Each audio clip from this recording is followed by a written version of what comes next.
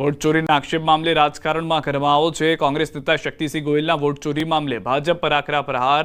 દ્વારકામાં ભગવાન દ્વારકાધીશના શક્તિસિંહ ગોહિલે દર્શન કરી વોટ ચોરી અંગે ભાજપ પર પ્રહાર કર્યા। ત્યારે કોંગ્રેસના વોટ ચોરીના આક્ષેપ બાબતે ભાજપના મીડિયા કન્વીનર અને પ્રવક્તા ડોક્ટર યજ્ઞેશ દવેએ કોંગ્રેસને સણસણતો જવાબ આપ્યો। મન ફાવે એવા વ્યક્તિ ચૂંટણી પંચમાં નિમણૂક કરવાના અને પછી દુરુપયોગ કરવાનો। એક નાના રૂમમાં 80 લોકો રહેતા હોય એ સંભવ જ નથી, પણ મત માટે થઈને આ બધું કરવાનું। આ રીતે તટસ્થ ચૂંટણીને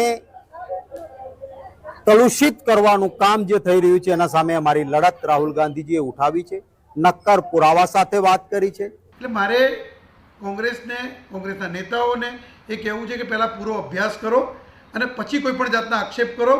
ચૂંટણી પંચ સ્વાયત્ત છે, ચૂંટણી પંચની પર આક્ષેપ કરો એ પહેલાં પૂરા પુરાવા સાથે આક્ષેપ કરો।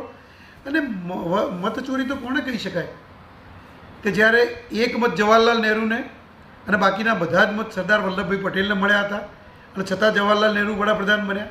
1975ની અંદર રાયબરેલીમાંથી ઇન્દિરા ગાંધી જીત્યા હતા, છતાં પણ રાયબરેલીની અંદર અલ્હાબાદ હાઈકોર્ટે ચુકાદો આપ્યો હતો કે એમની ચૂંટણી ગેરકાયદેસર છે, કારણ કે તેની અંદર મતદારોનો ખોટી રીતે ઉપયોગ થયેલો છે।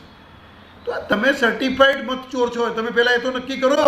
તિથલ રોડ પર આવેલી સરદાર હાઇટ સોસાયટીમાં ચૂંટણીને લઈને વિવાદ ઊભો થયો છે। 18 બિલ્ડિંગ ધરાવતા પ્રોજેક્ટ માટે માત્ર 6 હોદ્દેદારોની ચૂંટણી યોજાઈ રહી છે। સભ્યોની માંગ છે કે દરેક બિલ્ડિંગમાંથી પ્રતિનિધિત્વ હોવું જોઈએ, જ્યારે ઉમેદવારી કરનારાઓમાં અગાઉ ભ્રષ્ટાચારના આક્ષેપોને લઈને કેસ પેન્ડિંગ છે। આ મુદ્દે સોસાયટીના ઘણા સભ્યોએ વિરોધ પ્રદર્શન કરીને ચૂંટણી રદ કરવાની માંગ કરી, જોકે વર્તમાન પેનલે આક્ષેપોને નકારી કાઢ્યા છે।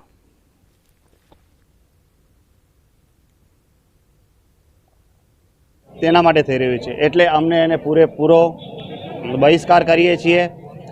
ગુજરાત હાઉસિંગ બોર્ડને હું કહેવા માગું છું, તમે જલ્દીથી જલ્દી આ ચૂંટણી રદ કરો, નવી તારીખ આપો, 18 બિલ્ડિંગના 18 સભ્યોની નિમણૂક થાય અને 4 હોદ્દેદારો થાય, એ પ્રમાણેની ચૂંટણીનું આયોજન કરો। ઉચાપત થઈ હતી 8 કરોડ 14 લાખ રૂપિયાની, એ બાબતમાં ગુજરાત હાઉસિંગ બોર્ડે હમણાં કેસ ચલાવવા માટે પરમિશન આપી છે કે જેમાં 44 થી 48 લાખ રૂપિયા હજુ પણ રિકવરી કરવાની બાકી છે। નુકસાન ગયું એસોસિએશનને।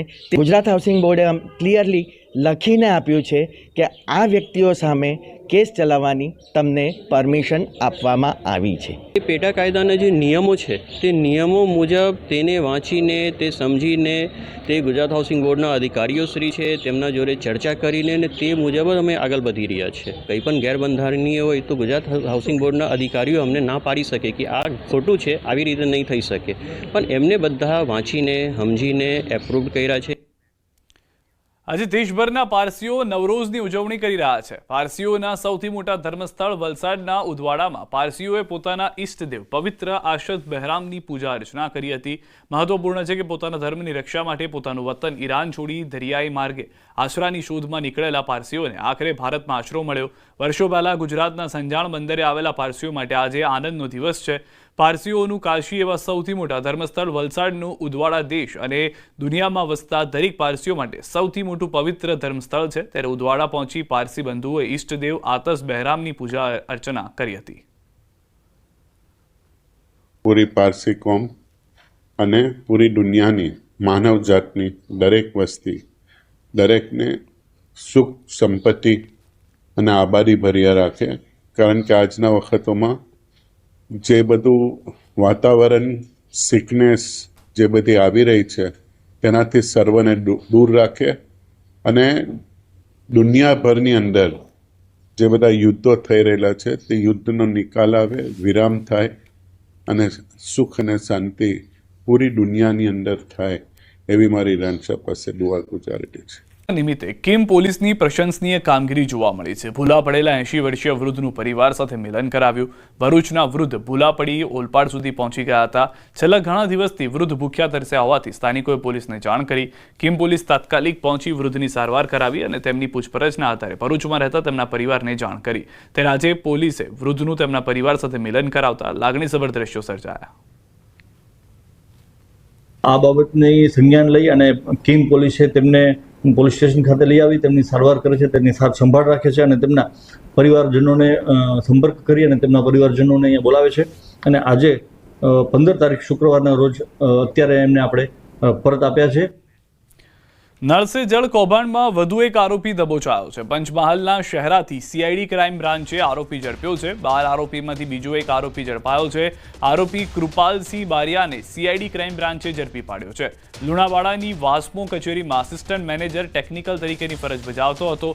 મહત્વનું છે કે 123 કરોડના નળ સે જળના કૌભાંડમાં તપાસ ચાલી રહી છે, જેમાં 12 લોકો સામે 12 જૂને વાસ્મો મેનેજર ગિરીશ અગોલાએ ફરિયાદ નોંધાવી હતી. સાળંગપુર કષ્ટભંજન મંદિરના નામે ફેક વેબસાઇટ લોકો સાથે ઠગાઈ આચરતા શખ્સની પોલીસે ધરપકડ કરી છે. ફેક વેબસાઇટના આધારે ઓનલાઈન રૂમ બુકિંગ લોકો પાસે પૈસા પડાવતો પોલીસે અમરજીત કુમાર નામના 28 વર્ષીય આરોપીની ધરપકડ કરી છે.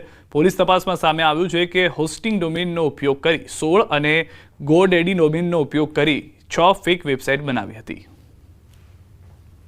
સાયબર પોલીસની ટીમ દ્વારા આ વ્યક્તિની આ ગુનાના કામે ધરપકડ કરવામાં આવી છે અને એની પૂછપરછ દરમિયાન એવી હકીકત ખુલી છે કે એણે હોસ્ટિંગર ડોમેઇન સર્વરનો ઉપયોગ કરીને કુલ 16 ફેક વેબસાઇટ અને ગોડેડી ડોમેઇનનો ઉપયોગ કરી અને 26 વેબસાઇટો આ રીતે ફેક ડેવલપ કરેલી છે.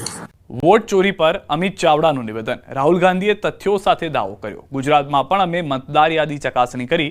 ગુજરાતમાં લાખો ભૂતિયા મતદાતાઓ છે. આગામી સમયમાં ભૂતિયા મતદાતાઓને રિપોર્ટ જાહેર કરીશું.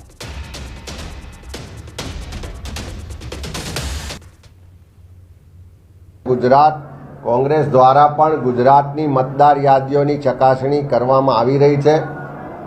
પ્રાથમિક ચકાસણીમાં લાખો મતદારો ખોટા હોવાના, ડુપ્લિકેટ હોવાના, બોગસ અને સાથે સાથે ભૂતિયા હોવાના દાખલા સામે આવ્યા છે. પુરાવાઓ પણ મળ્યા છે. થોડા દિવસમાં એને પણ ખુલ્લું પાડવામાં આવશે.